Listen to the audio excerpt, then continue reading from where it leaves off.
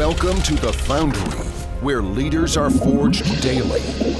Each week we investigate themes of leadership, entrepreneurship, and mindset with some of the greatest minds in real estate.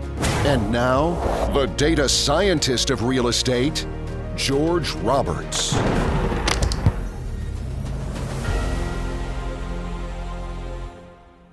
Welcome back, entrepreneurs. Today we have 𝐿𝐵 Jang. Kathy's a full-time real estate professional living in Phoenix, Arizona with her husband and two sons. Her passion and goal is to educate and enable busy professionals to gain control of their time by achieving financial freedom through investing in multifamily real estate. Her real estate portfolio consists of over 1,900 multifamily units, predominantly in value-add Class B and C properties. Kathy has an undergraduate degree from UC Berkeley's Haas School of Business and started her career as a Big Four consultant at Deloitte and KPMG.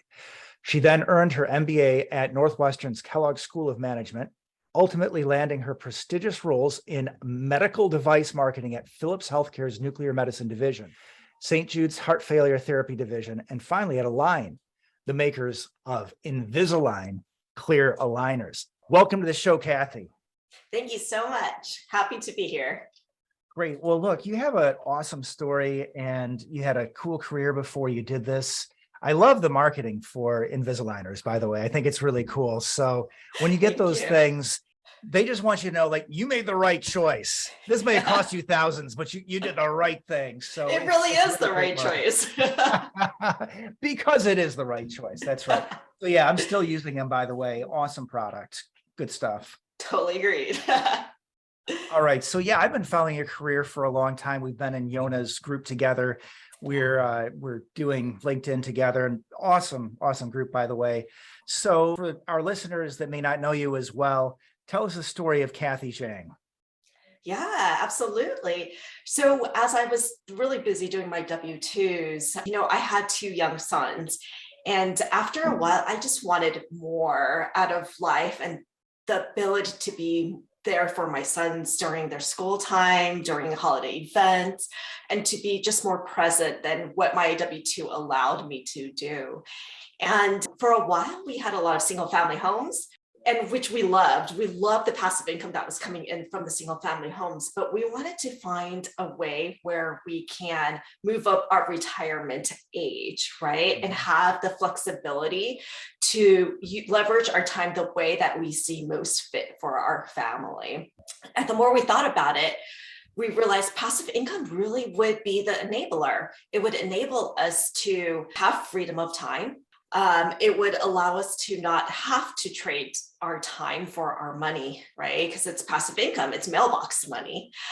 So we try to understand how we can scale our passive income, and kind of just through exploration, listening to podcasts, getting educated in the real estate realm, we started to look more towards multifamily apartments. And so that's where everything started to roll.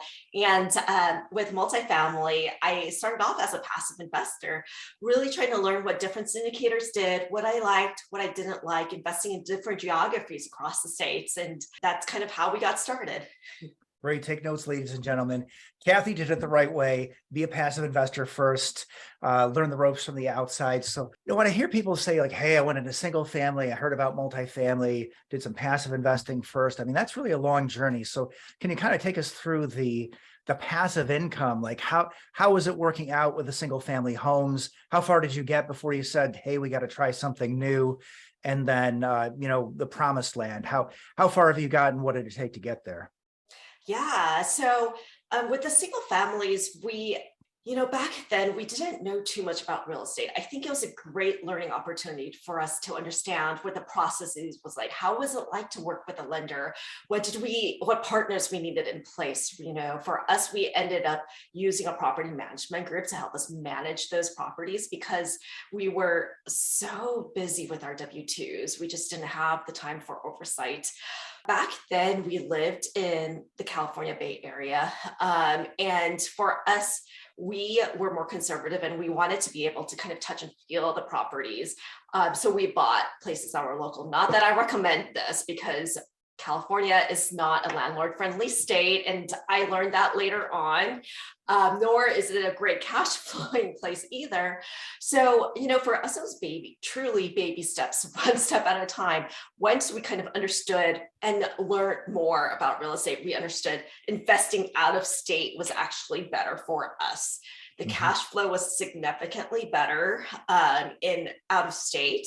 But the problem that we faced with single family homes was that it was a lot of administrative work to manage all of these individual homes with different property managers in different states. And if we were to try to scale it to replace our actual W-2 income, we would have had to purchase, I think, 75 to 100 single family homes. And it was just something that I was not interested in doing, because I effectively just created more work for myself, another whole other job, right, that I was doing on the weekends, on the evenings. And that was not kind of the trajectory that we wanted for ourselves. The idea was to retire early and to have more freedom of time. So that's kind of why we looked into multifamily, because of the economies of scale and the ability to just really increase our cash flow as well. Right. That's one of the things the gurus say, hey, passive income. But of course, there is passive income, but then you have to be a passive investor.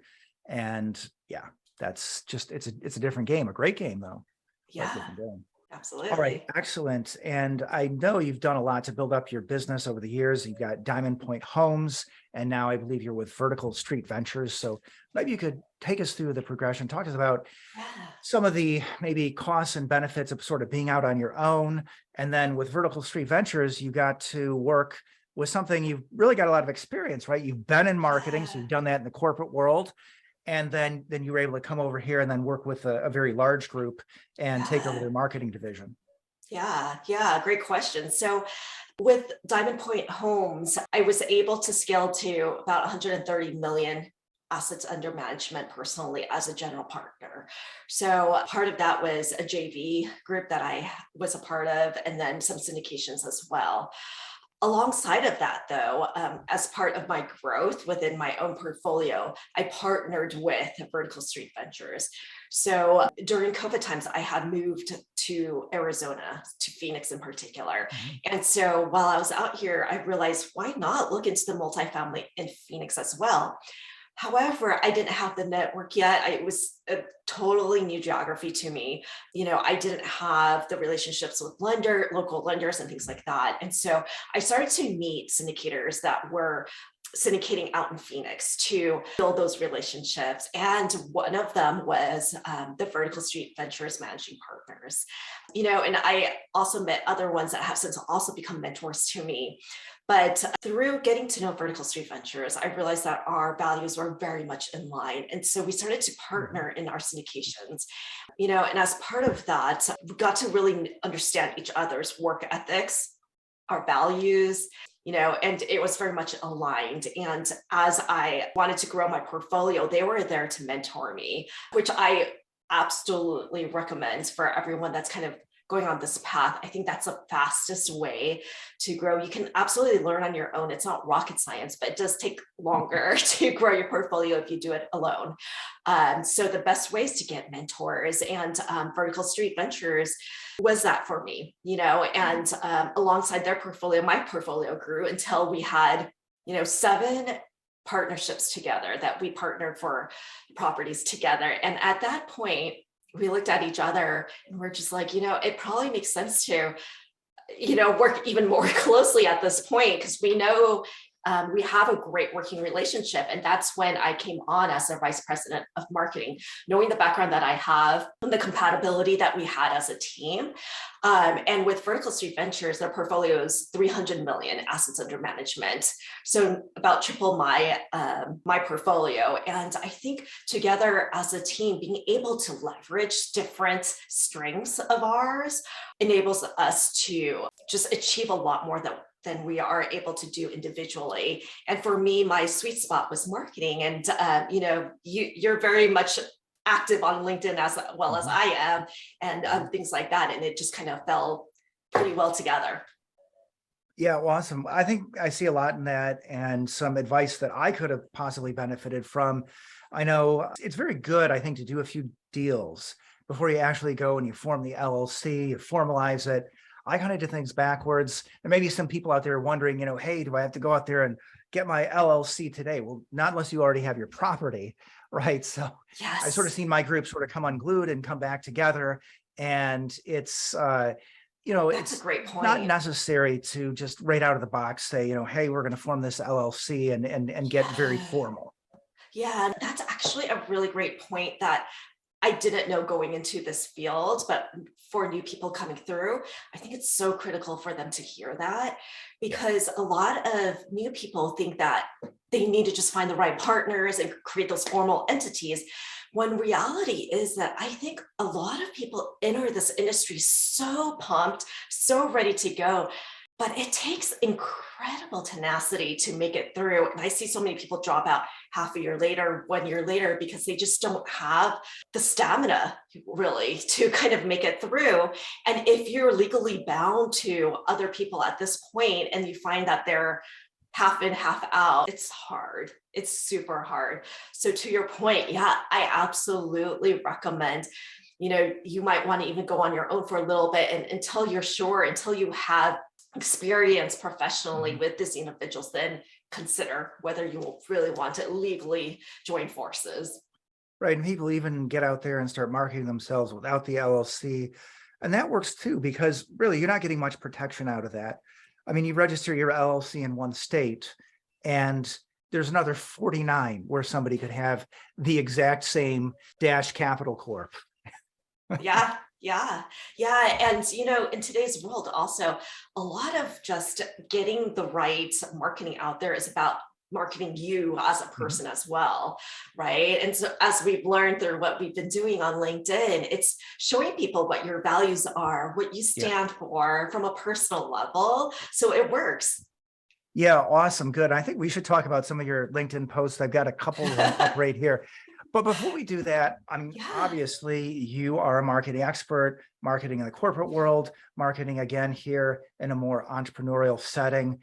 What mistakes do you see people making in terms of marketing themselves, marketing their deals, et cetera? Yeah, the biggest that I see is that they are just trying to sell, and not try to provide value to people. Would you agree? I think that's probably got to be number one, probably in any field. Yeah, truly. And, everything that I try to put out there really is about adding value to the audience, educating people, inspiring people. Like, how do I help you, right? And that's not just with the socials that we do, but just my overall attitude when I talk to any potential investor or someone looking to learn more. It's always about, how can I help you? All right, perfect. That dovetails in my next question. Oh, sorry. Go ahead if you have more. Go for it. Right. So I see, looks like you're part of the Arizona Multifamily Community. Are you the organizer of that group? Yeah, my dear friend Ray is. I'm a co-founder. Okay, awesome. Yeah, co-organized. I actually was selected for what they call grand jury out here, which is where I have to serve for a quarter of the year on jury duty for 2 full days. And so I was not able to attend for the last quarter, unfortunately. But prior to that, it's very much involved. Well, I have to say, I think I'm looking now at the longest table I've ever seen. And I'm going to try and edit this into the podcast, but really, really cool. So, I mean, I can see certainly there are many ways that you add value. Go follow Kathy Jang on LinkedIn. You're going to get a lot of great content. And if you can meet her in person, if you happen to be in Arizona, I would definitely like to sit at that table, because that looks like a lot of really cool investors. Yes, absolutely. And it's really, I think, just being part of this commercial real estate family has been so transformative. Like, these people that you meet within this community are just have the most amazing mindsets, right? Everyone's looking to help each other. They have growth mindset. I just truly enjoy being surrounded by this community. Well, I love it. It's very entrepreneurial community. I mean, obviously that's what we're here to talk about today. The founder where leaders are forged daily. The whole metaphor, for those who haven't listened to all, this is probably going to be episode something like 104, 105. Haven't heard all 105 podcasts. The metaphor here, it's all about the fire of entrepreneurship. and how so many people find themselves as leaders in the entrepreneurial world because it's a different form of leadership. It's not so much about management, it's more about vision. Yeah, absolutely. It's a All great right, place to be. love it. I can see I'm preaching to the choir. Well, anyway, I know I ask everybody the same question on the entry form. Give me 3 strengths. And you mentioned raising, marketing, and asset management. I love that because a lot of people who mention raising, it's like, done. Like, deal's over now, we close, right? But you mentioned asset management as well. So I'd like to talk about all 3, but you did mention raising as a particular strength of yours. So how is it, Kathy, that on your first deal, you were able to raise $1.5 million? Yeah, I think a lot of the times it's hard to know how well you're going to raise, as a first timer, right? But I think it goes hand in hand with probably us being marketers as well, and just really cultivating and educating and adding value to people. And so, when I encourage actually all first timers to start educating people that that you are in this field, that you are in multifamily first and foremost, and to put it out there and to help people understand what it's all about, so that when it is time to raise money, people are well informed. Like, the people that are following you know exactly what they're going to get themselves into when you need to raise your money. And I think because I was able to add value up front, people knew and trusted me, knew what I stood for, knew the values that I stood for, that I take their stewardship of their money very seriously, that I always try to do what's right for the tenants first. And so it made it an easier decision for people to invest with me on my first go. Yeah, that's awesome. And clearly, again, you are a marketing expert. You know how to do it in a relatable way. Most important thing might be, of course, that you are taking care of people. You're a fiduciary. You're looking after people's money, making sure they're getting the absolute highest possible returns. But like I said, you do it in a relatable way. I know one of your recent posts, you've got one of your 2 new puppies, and you talk about how raising puppies is a lot like being a syndicator. Why? Because it takes patience and discipline, adaptability, and a strong support network. So I think that's really cool. Not everybody really knows how to do that. Get the message out, but do it in a way that's kind of, well, warm and fuzzy. Yeah, well, and I like to do it as part of storytelling, just so that people get to know, what I do on the weekends, what I do at home, as well as get educated at the same time, so that, they're familiar with who I am as a person, not just the corporate, education, but truly what I stand for as well, and what I value, and, what fun I have too. Okay, great. So if I could summarize all of that, I would say, you got to do 3 things, ladies and gentlemen, right? You have to, first of all, provide value. You want to educate, and you want to make sure that you're doing it in a way that's relatable. Be a storyteller. Right. Because truly, products, they're all commodities, right? And so why choose you when you can choose thousands of other people? At the end of the day, it's really because they know and trust you. So it's that piece of being relatable is very important to cut through kind of all of the other noise. Right. Well, that's good. That reminds me of something that I've been wrestling with a lot, which is, how do you differentiate yourself from the pack? We know we have a very crowded field. Yeah. Multifamily, I think, has been, I think it is, and I think it will continue to be a great place to invest, but it is getting crowded. Yeah. Now, one of the things that I do is I put on a cape and I fly around and I talk about macroeconomics. That's something that not every syndicator is doing. Now, I let you know, I do not have tights on. That is something that was a bridge too far. I'm wearing a business suit while I do all this. But I like to differentiate myself because, again, I came from analytics. I'm somebody who I think can take a look at really some very confusing data. I mean, listen to 5 economists, you're going to get 5 different opinions. Yeah. So tell us, how do you differentiate yourself, and how can our listeners, what should our listeners do to start to differentiate themselves as well? Yeah, no, absolutely. So for me, there's for syndicators out there, all stand for different things. And some people are, just more financially driven, let's say, than other people. And for me, I think I'm always been very much take care of your residents. That's been my focus from the start. And so even if it means that we have to spend a little bit more on capital expenditures or whatnot to make sure that our tenants have the safest place that they can call home and somewhere that they are proud to live in, then it's going to be that. Because in the end of the day, I truly believe that if you take care of your tenants, then they'll take care of your property. They'll be more upfront with you and work with you when they have hard times. They're more likely to renew their leases. Bottom line, it's going to help you financially at the end of the day, even if you were to get a hit on capital expenditures or operating expenses initially. That's something that I truly heartfelt believe in, and that's what I stand for. And that's kind of what, I think forms the crux of what I do from an asset management perspective as well. Amazing. Now, you might be one of the first people that I asked this question to, because we're starting season 3 and just beta testing to see how this works. So I've observed that boring asset management plans get boring returns. So can you tell us, what are some of the more interesting things you've done as an asset manager to drive returns? Yeah, I don't know if it's interesting, but some of my favorite things to do is to build community events, right? And so I know, our buddy Sonia does this well, and I take a lot of inspiration from her as well.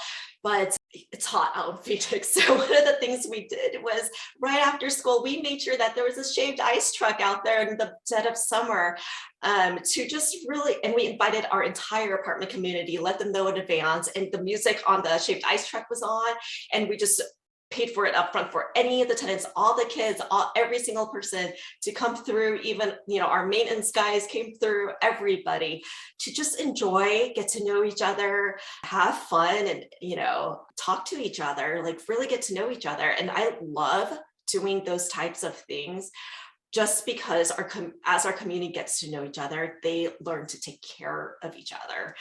And, that is fantastic in the sense that they can watch out for each other, but they'll also be starting to really take care of the property to a point where I remember I was walking the back of the property, and I remember like some tenants would walk out just to make sure that everything was okay because they can hear the rustling in the back of the property. And I love seeing that. It's because they take pride in living there, right? And you can't get that unless you help build that.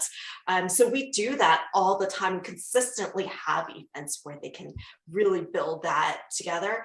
And the cherry on top of it is, as people walk by, this was right after school ends because we wanted the kids to be able to enjoy it too.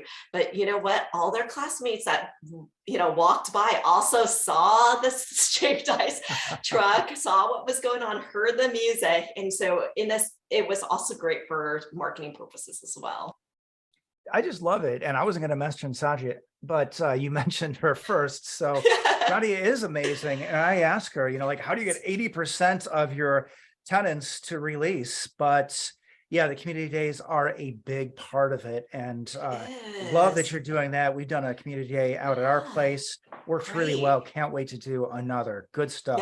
Yeah. Highly recommend it because yes, again, it costs a little bit of money to put on these extra events that you don't have to have. But when you think long-term with the renewal rates that you get, and the tenants really taking pride in ownership, it pays for itself. Yeah. Amazing. Totally believe it. I think that doing good is the best way to do well. Yes. It's a great way of doing business. So, so glad that is part of your business model.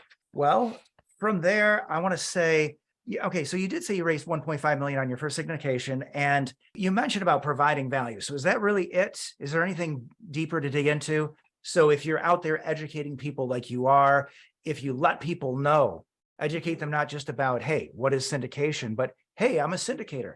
This is what I'm doing now. Mm-hmm. I'm not just, whatever you knew me as 5 years ago. Mm-hmm. Any other tips? Yeah. And when I say adding value, it's not only hey, come invest with me, come invest with me. That is not the way that I approach this. I'm educating them from just overall perspective as well. So if I hear that they have needs in understanding, how to structure their LLC or anything like that, I provide that. I connect them with people that I know and trust, regardless if it helps me or not. I spend the time to try to make those connections, help them where I can, just because I've been in this path probably a little bit longer than they have. And so I spent a lot of time just outside of just the formal multifamily realm, but in an overall, hey, how do I help you with your financial growth, with your overall planning, and getting you to where the goals that you have. And if I know people that can help you, I by all means will open up my contact list and get that connection made. All right, awesome. Perfect segue, because I also want to ask you, who would you like to connect with through this podcast appearance today? So, for example, passive investors, deal finders, capital raisers, KPs, who can help you reach the next stage? Who are you looking to reach out to? Yeah, I'm always looking for people that are interested in being LPs, limited partners in particular, right? So I think from the GP perspective, like we've got a pretty good team going on, and we're always looking to continue to add value to people that want to grow their passive income, that want to grow, where they're at. As VSV, we actually do have an academy. So with that academy, we educate people that are interested in becoming active partners too. So now, are you part of the academy? Is that part of your marketing wing? Yeah, so I oversee all the kind of business verticals. Yeah, I love that, because I see that with you. You're a storyteller, you like to teach, awesome stuff. Yeah. Well, can you tell us something about one of your real estate markets that most people wouldn't know?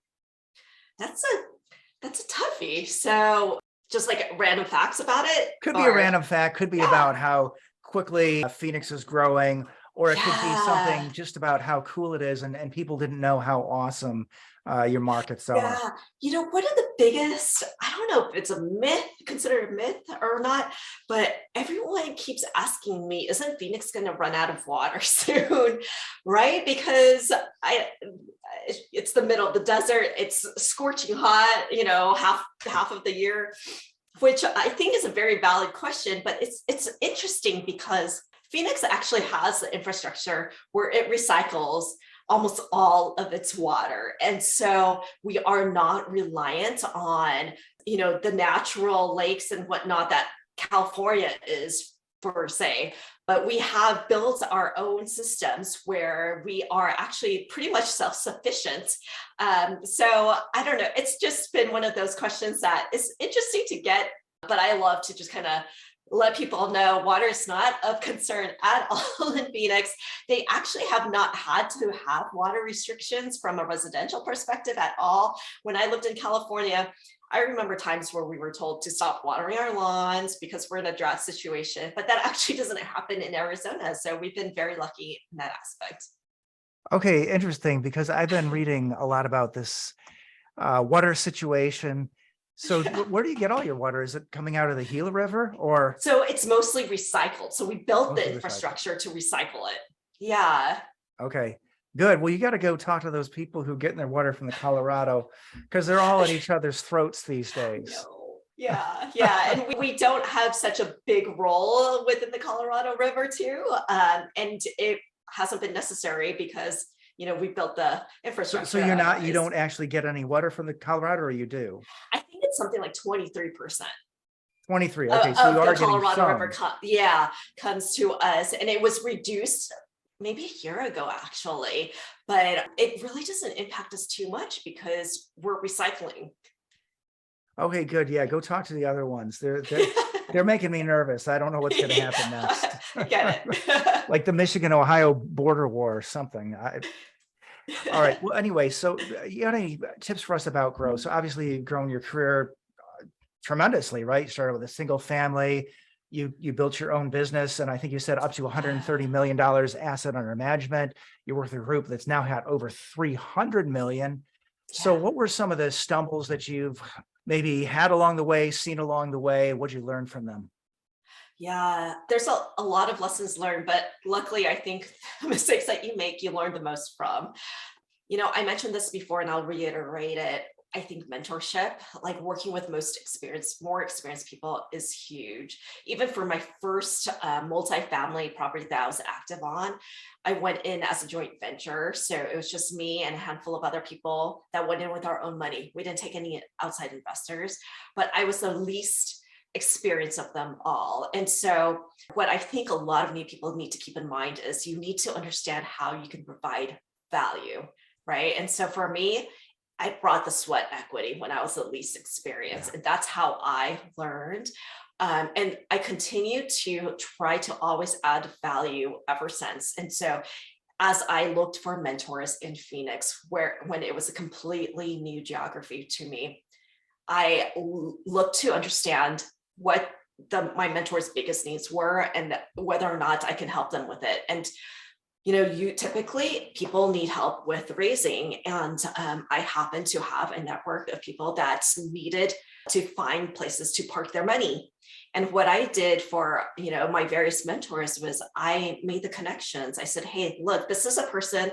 I would tell the investor, this is a person that I know and trust, and I would introduce them and they would make the calls and make it happen.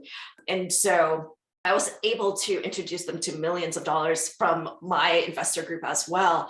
And in the process, really get to learn under their wings too, because then they were open to showing me the ropes, also open to opening their networks for me.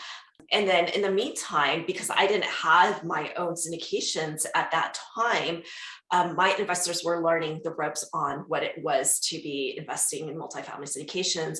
They started to trust that I was putting their interests before my own as well, because I made them the right connections. Even though it didn't necessarily benefit me from a financial perspective, I knew that they were looking to invest that money, and I made that connection even though I didn't financially benefit from it.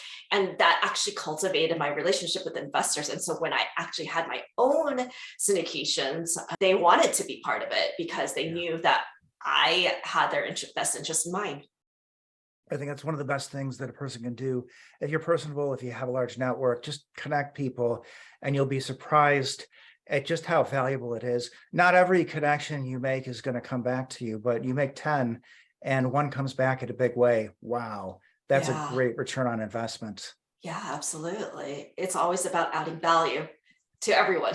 Love it. Okay, perfect. Yeah, I love to summarize. I was about to say, so you got it, ladies and gentlemen, provide value, be willing to put in the sweat equity, and make sure you find a place where you can contribute. Find the group, find the deal where your talents and what you bring to the table is necessary. Yeah. And don't give up too. It took me a good year of underwriting every single week before I landed my first multifamily as an active partner. It took a long time. I know a lot of people will give up after a few months and say it's too hard or too much time, but sometimes that's what it takes. Right. Or do a joint venture. That's another thing. If you maybe have money or something else you can bring, I think that's another great way to get the leg up.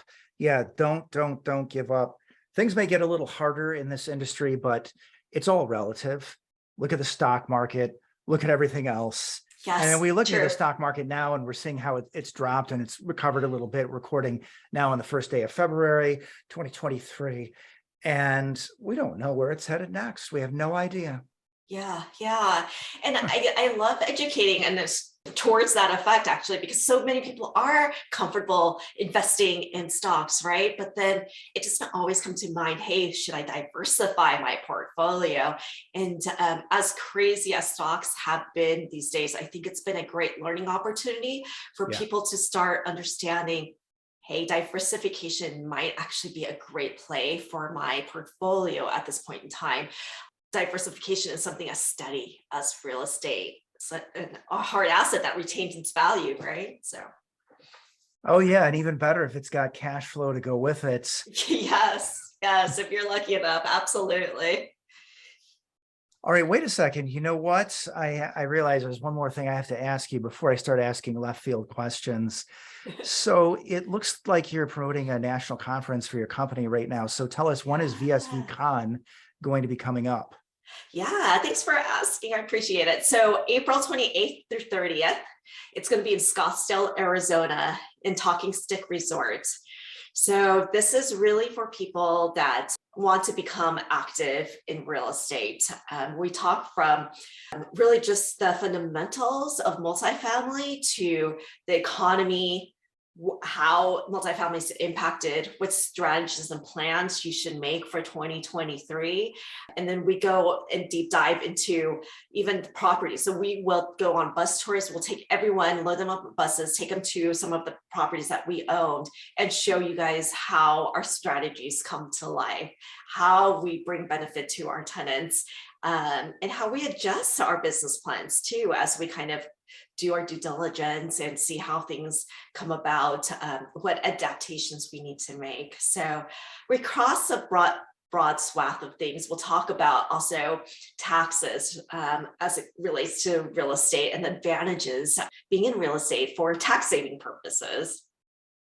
Yeah, awesome. So would I be correct in saying this looks like this is pitched maybe a little bit more towards passive investors? You know, it's actually beyond just passive investors, because we will go through what it takes from going from passive to become active as well. So, you know, we have a lot of people that, well, I guess a lot of passive investors in general want to understand how they can retire early, right? And so we bring in speakers that were in that exact position, right, but we're able to really ramp up in their passive investments, even go active, you know, and leave their W-2s because of that. And so people like Bronson Hill, I think he just left in the last 12 months. Yes, exactly. And he's going to be one of our speakers, and he's phenomenal. I'm so glad that he's going to be there. But we're super excited. Bronson was there last year as well. We completely sold out last year. It was an incredible event. People left being really inspired, and we plan to do the same this year and make it even bigger and better. Yeah, awesome. Looks like great speaker panel, still $249. We're going to get this out long before April 28th to the 30th of 2023. So hopefully that'll bring some people out there, but looks like an awesome conference. So that's Vertical Street Ventures National Conference 2023. That's VSVCon.com. That's right. Thank you. All right, cool. And all right, so now I'll start asking you questions from left field. So if you could have a billboard, what would it say? Oh man, that's a tough one. I don't know. Gosh, let's see. Maybe in the intervening time, I should just tell the audience, I thought that I had sent out the new set of questions to all of my guests, but I got an email about 30 minutes before this that said that I hadn't. So live TV, live without a net. So yeah. Oh my gosh. No, but to be honest, when I was thinking about the billboard, I was thinking how these days, like, we really try to digitize stuff, right? And so with the social media and everything that we're doing, actually during this recording right now, we're doing an Instagram live with one of our keynote speakers, and really trying to, you know, be forward looking and being very much just on the digital world when we are speaking to our audiences, and trying to just learn more on how to reach people more through social media. Okay, awesome. All right, so here, this is the most challenging section of the interview. I call this the 7. So I have 7 questions in rapid fire format to help us get to know you, Kathy Jang, better. Are you ready? Yeah, I guess so. Let's do it. All right, let's do it.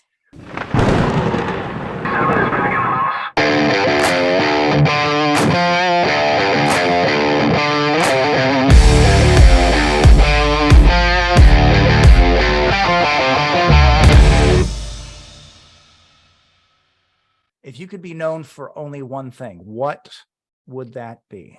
Impact. What is the greatest lesson in leadership you have learned as an entrepreneur? Man, I think I've said it so many times already, but bringing value. 100%. Yes.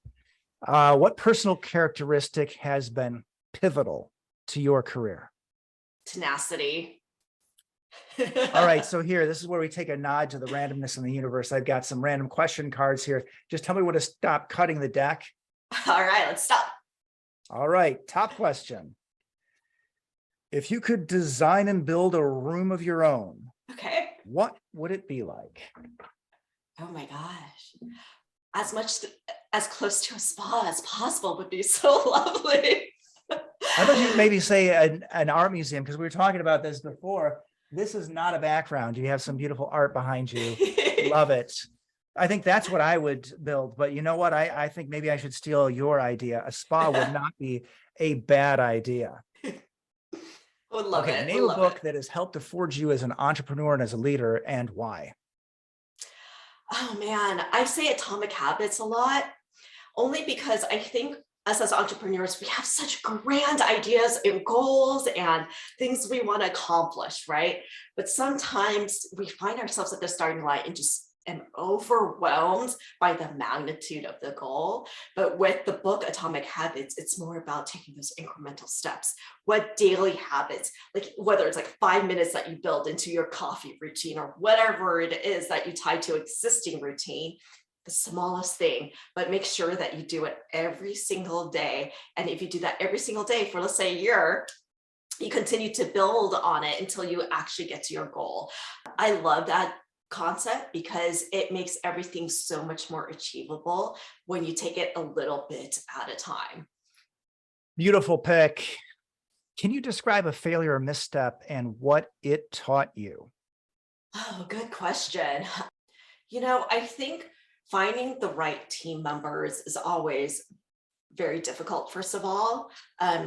We talked about this a little bit earlier. I think as someone is new to this industry, don't be too eager to commit completely to a definitive legal entity. Take your time to find people where your values are truly aligned, people that you can see yourself spending a lot of time with, because a lot of times these partnerships are for years on years. They sometimes last longer than marriages, right? So you need to make sure that you guys, from all different levels, from the way that you want to treat people, from the way that you want to conduct your business, from even just regular business etiquette, that you guys are aligned. So take your time. Don't try to get into something overly quick. Outstanding advice. Love it. Now, one final question, possibly the most important question. How can our listeners reach out to you? Yes, please find me on LinkedIn. My name, Kathy Jang. All right. Thank you so much for taking the time to share your knowledge and experience with our audience. Yes, thank you. Appreciate the opportunity. All right.